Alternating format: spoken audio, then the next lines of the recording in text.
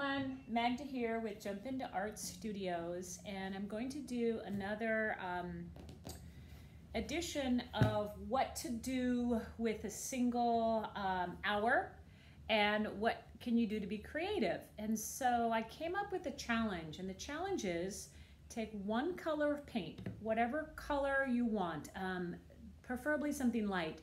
So if you wanted to do like a gray background or light blue, if you only had dark blue, mix it with a little bit of white. So I'm going to start with applying yellow paint to my canvas, and then I'm going to let that dry and take another color and paint on top of it. Okay, so here I had this prepared.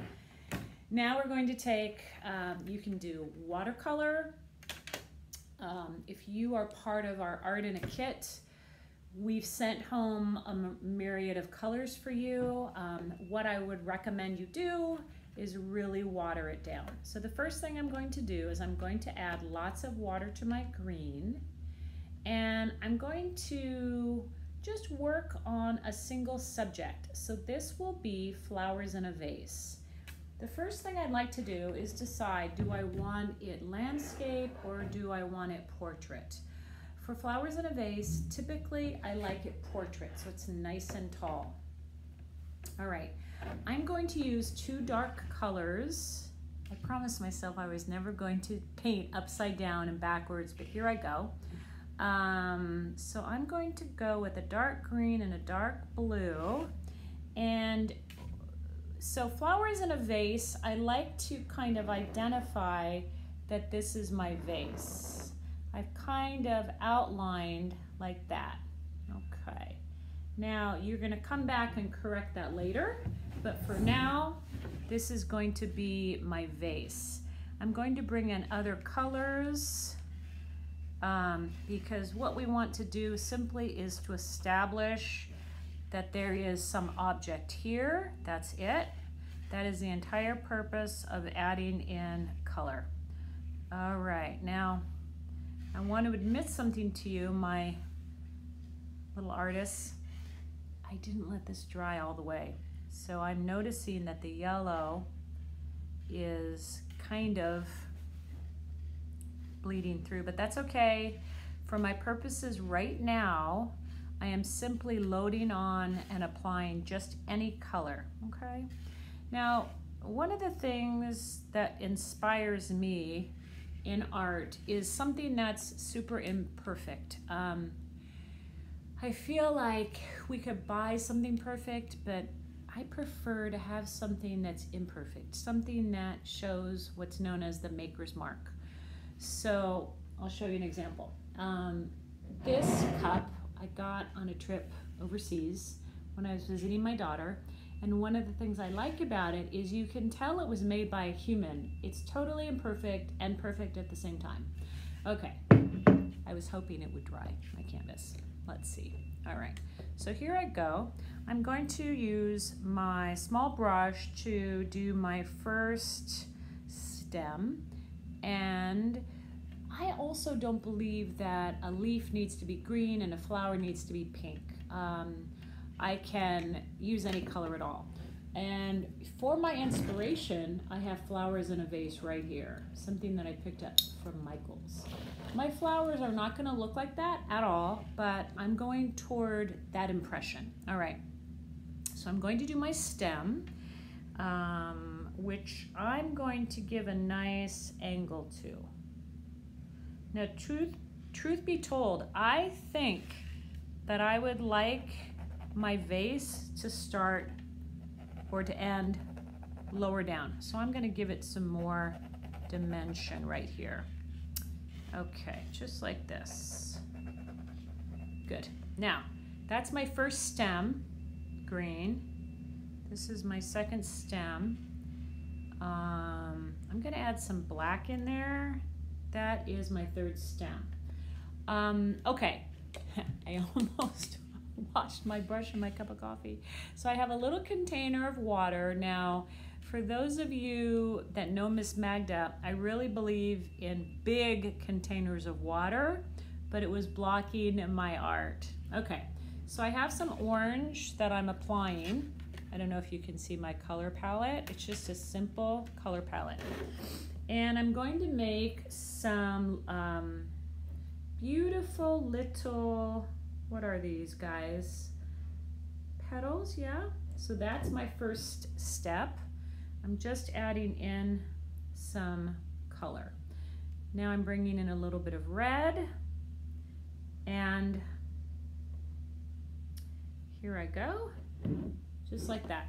I'm gonna come back in and develop those a little bit more, but I've got two things I'm working on. One, because I'm holding up my painting, I don't suggest this, but because I'm holding up my painting and I'm using watercolor, it's moving the paint, which is okay for my demonstration, but you might not want to do that at home. You might want to keep it down. Okay, so now I'm just doing some simple brush strokes for my next flower. And I'm gonna do my last flower, but I feel like this is very sparse, so I'm going to be bringing in some more flowers. I'm gonna bring in a couple more. Now, I'm one of those artists that I don't plan that far in advance because I like to go with just however I feel. How do I feel? Okay, I feel like I wanna add another one. All right, good. So then I add another one.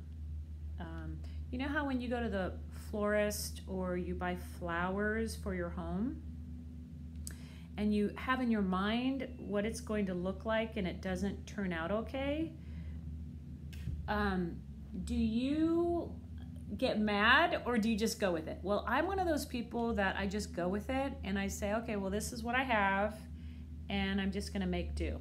So that's what I'm doing with this painting. Oops, you see how the paint right down here is moving down my canvas? That's okay. I will correct that and I will incorporate that later. I'm not worried about it.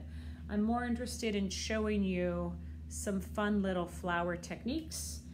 And just so we're clear, I'm using just a quick little brush stroke, okay? I'm gonna come back in and do something else to these little brush strokes in a minute, but I just wanna lay down my little tiny petals.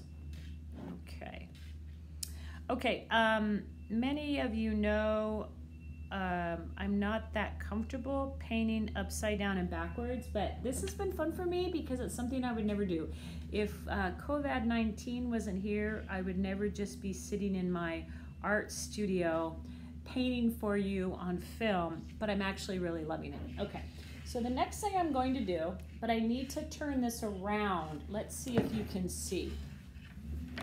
The next thing I'm going to do is I'm going to be bringing in this shape. Okay, I'm going to do this shape first, and then I'm going to show you. And this is more of an astrid. So an astrid is a flower. And what I did was I created the internal part of the astrid first, and then I'm coming around with the body. Okay. Do you see that up close? Okay.